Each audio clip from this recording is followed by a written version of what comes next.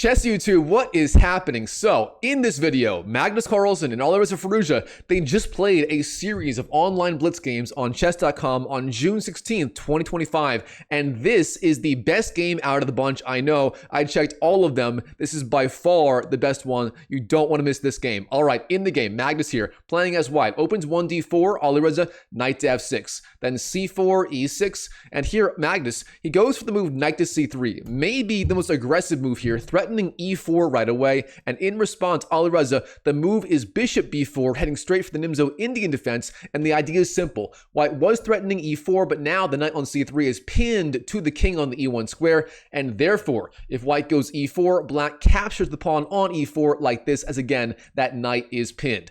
Now, here, the Nimzo-Indian is a very rich, complicated opening, and white has a million ideas. For example, e3 and queen c2 are the main lines, but beyond that, moves like a3, knight f3, f3, g3, and so on are also playable. So which line does white go for in this game? Well, Magnus here plays the most aggressive move on the board. That is the move a3, immediately attacking the bishop on b4. And now the move bishop takes c3 is virtually forced. First of all, if you go back to, say, a5, white goes b4 and then c5 and wins the bishop. That is no bueno, mi amigo. Instead, if you go back to, say, e7, then the move e4 gains space and white already has a massive edge. Therefore, taking on c3 is literally forced. Alireza does that, he captures on c3, and Magnus takes back with the b pawn. B takes c3. Now, this is the real starting point of the Saemisch variation of the Nimzo-Indian Defense, and white's idea here is very, very simple. He's got this strong pawn center, and he wants to follow up with the moves f3 and then e4, gaining as much space as possible, and then likely attacking on the king side. Now, Alireza, in response, is going to go some combination of c5, and then maybe d5, or maybe c5, and then knight c6, b6, bishop a6, knight to a5, and so on, attacking that pawn on c4. Now, which line will black go for? Well, he starts c5, so far so good, and Magnus f3, showing his aggressive intentions in this game, threatening to move e4 right away. Now here, the main line continues knight to c6, followed by, say, d6, b6, bishop a6, and so on, pressuring the weak pawn on c4. But instead, Alireza plays a move I have not seen in quite a while. That is the move d5, immediately attacking c4 like this. In response, Magnus, he captures on d5, c takes d5, and now the main move here for black is actually recapturing with the e-pawn. E takes d5, but instead, black takes with the knight, pressuring c3 immediately. How will Magnus respond? Of course, c3 now is hanging. Well, in the game, he ignores the pawn on c3 and instead takes on c5 like this. What is the idea? Well, technically, c3 is hanging. However, if black captures there, then white captures the queen on d8, forcing the king to the d8 square, and therefore the king on d8 would not be allowed to castle. That is the entire idea. For example, if knight takes, then queen takes, and after king takes, the black king cannot castle. So instead, in this position, black here plays the much stronger idea of queen to a5, flying out with the queen and pressuring c3 with the queen and the knight. So how will Magnus respond? Well, he ignores the pawn on c3 again and instead plays the strongest move, simply e4, attacking the knight on d5. Now, why would Magnus do this? What is the idea? Well, it turns out taking on c3 with either piece is actually a massive mistake. For example, if you capture on c3 with the queen, queen takes c3, then the winning move for white, is bishop d2, and the rook on a1 is defended, and both the queen and the knight are under attack, and black loses a piece. Instead, if you capture with, say, the knight like this, then simply queen d2 pins the knight on c3 to the queen on a5, and then bishop b2 wins the knight like that. So instead here, black, he simply goes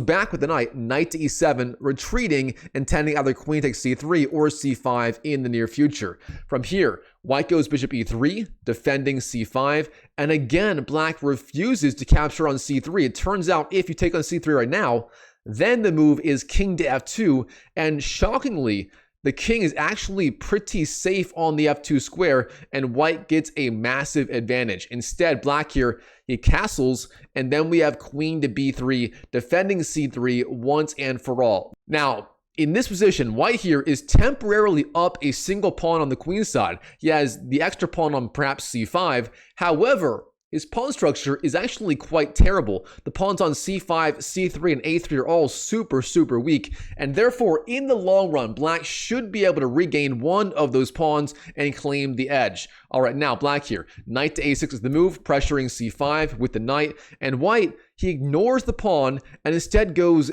a4. What's the idea here? Well, it's very simple. The queen now has access to the a3 square where it will defend at c5. That is the idea here. In response, Alireza, he plays a slightly dubious move. The best move here is perhaps capturing on c5 right away, but instead, he plays the move knight e to c6. The idea being the knight is potentially getting out of the pin after, say, knight takes the queen to a3, pinning the knight on c5 to the knight on e7. So black here getting out of that future pin. However, now the move queen to a3 defends the pawn on c5, and white temporarily has everything defended by the queen on the queen side, and therefore white still has the extra pawn. All right, Alireza, he knows this, and he plays the move rook to d8, seizing control of the d-file right away, a good move by all means. But now Magnus, knight to h3, a good move, developing the knight, and from here, white can perhaps go bishop to e2 and then castles, or king to f2. Either way, white should be able to finish development with a good game. Now, black, e5 is the move, threatening the knight. Magnus, he sees this. He will not allow double pawns on the king side. Therefore, the move is simply knight to f2, dropping back like this. All right, now, in this position, Alireza, he plays a move that sets the board on fire. He plays the move knight to d4, jumping in with the knight. And of course, the idea is the knight on d4, you can't take it as the pawn on c3 is pinned to the king on the e1 square.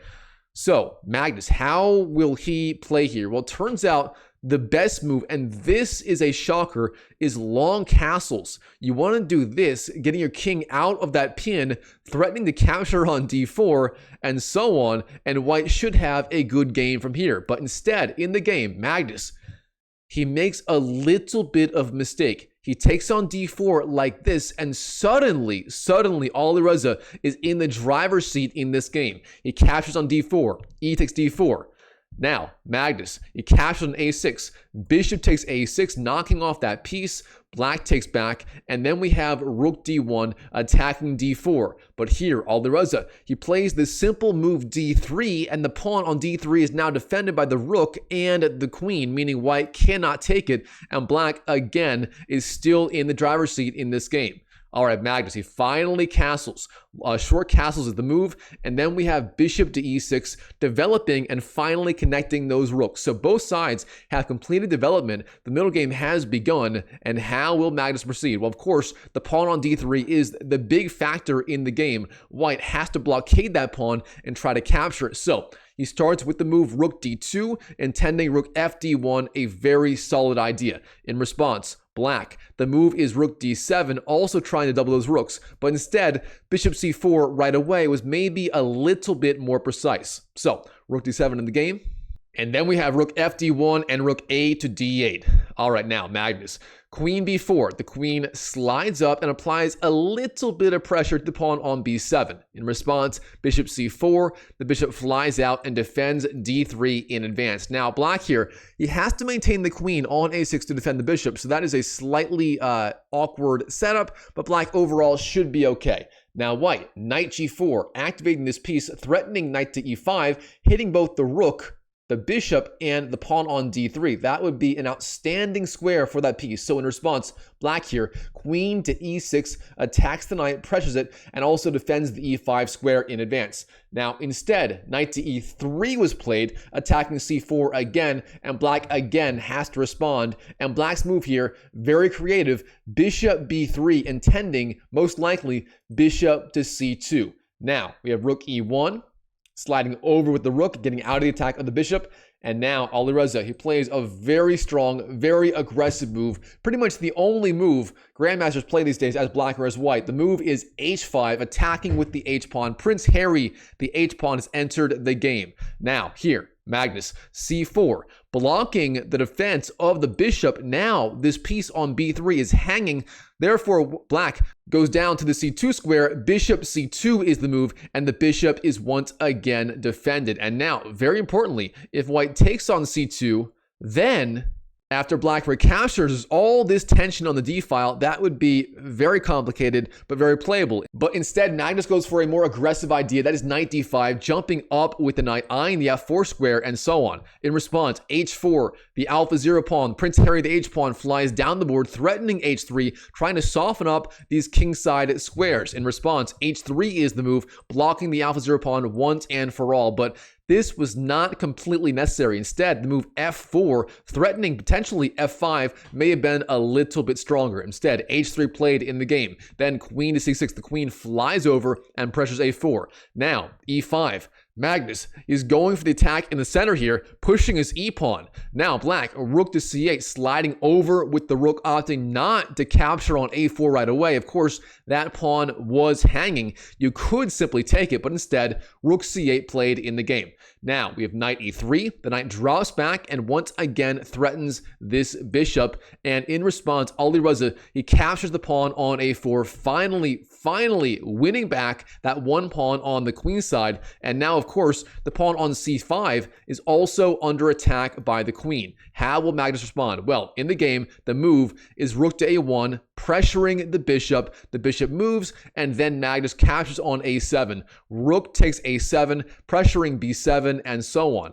Now here, black can obviously capture on c5. That would be a perfectly fine move, but instead, queen to h6 is the move, pressuring both the knight and the rook behind it.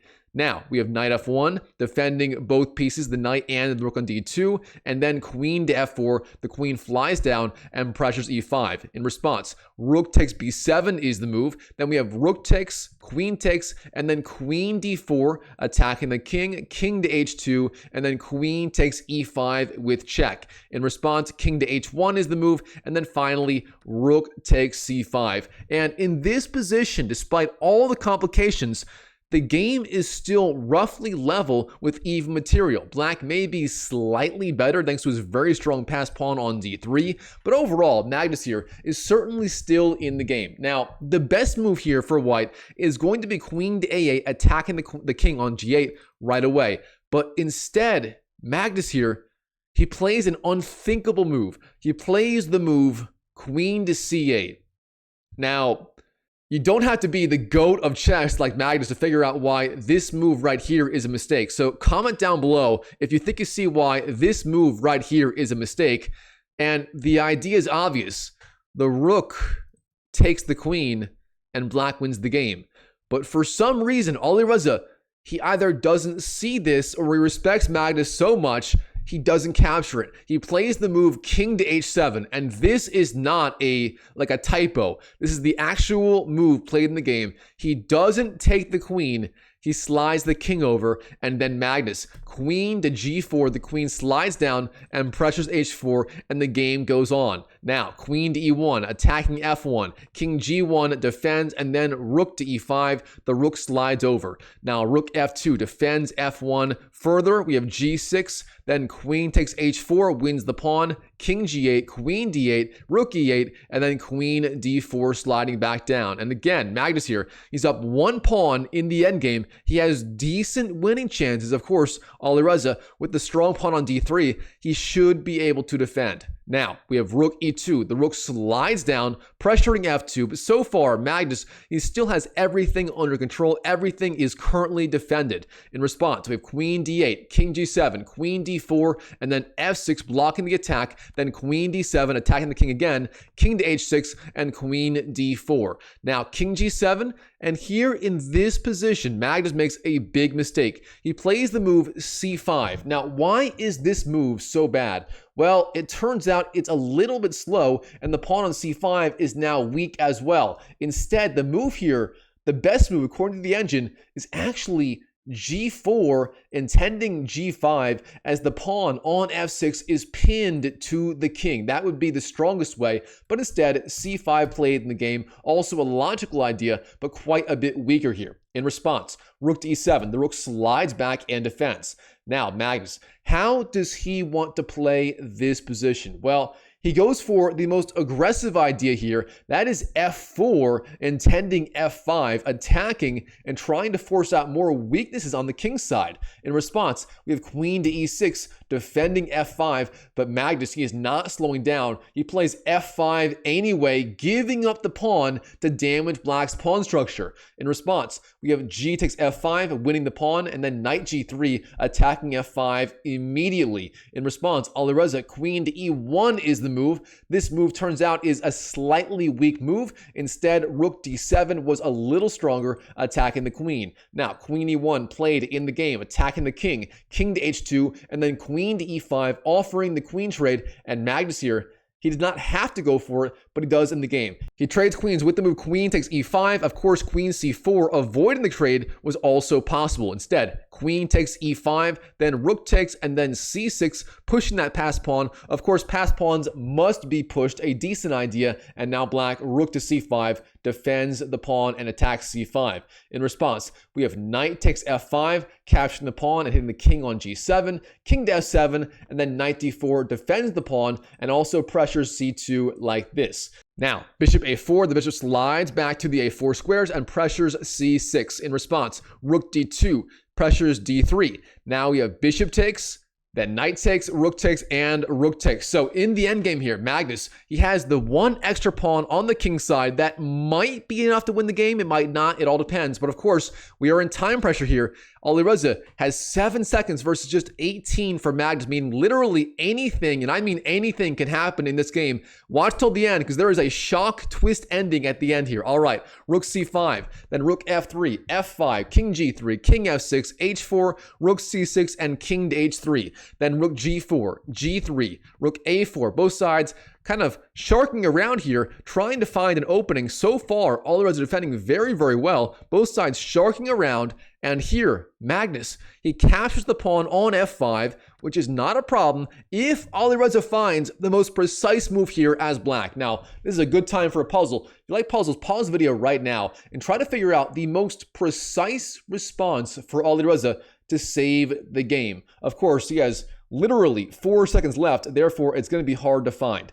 In the game, Alireza, the best move is rook to a3, pressuring g3. The idea being if rook a3, and then if black goes rook g6 like this, defending, that would not work, as then rook to a5 deflects the king away from the defense of the rook, and black wins the rook. Meaning, after rook a3, the pawn on g3 is going to fall no matter what. That is the idea. Instead, rook a5 was played in the game, but the problem with this is simply after king f4, both of these pawns live, as does the rook, and here Magnus is completely winning, or so it seems. Now from here, both sides start sharking around.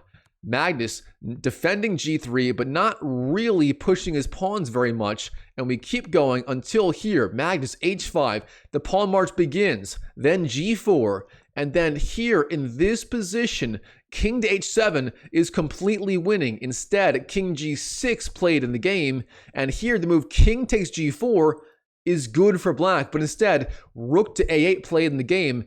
Alireza not taking the free pawn, and now after g5, Magnus once again is winning, but now both sides have literally 1 second left on the clock. Anything can happen here. Rook a6, king to h7. Both sides, their timers disappear, meaning they both have less than 1 second to make all their moves. Rook to a7, attacking the rook, literally giving up the rook here. But of course, with less than 1 second, they are pre-moving literally everything. So g6 played, rook to a8. Of course, Magnus here not winning the free rook, but again, he's pre-moving everything here. Therefore, he misses the idea.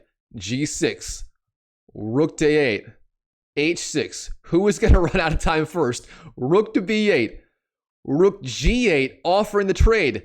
Rook b7 avoids the trade.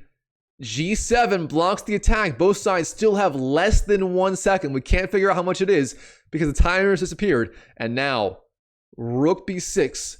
And in this position, Magnus, he runs out of time first and he loses the game in a completely winning position versus Alireza Firouzja. Wow, what a game between Magnus and Alireza in this insane online blitz game played on June 16th, 2025. All right, Chess YouTube, hope you enjoyed the video. If you did, smash that like button and comment down below how many of those puzzles did you solve. Hopefully you solved all of them, and comment down below what you thought of this game. Hopefully you enjoyed it, and as always, I wish you the best of luck in your chess improvement journey in 2025 and beyond, and I'll see you in the next video.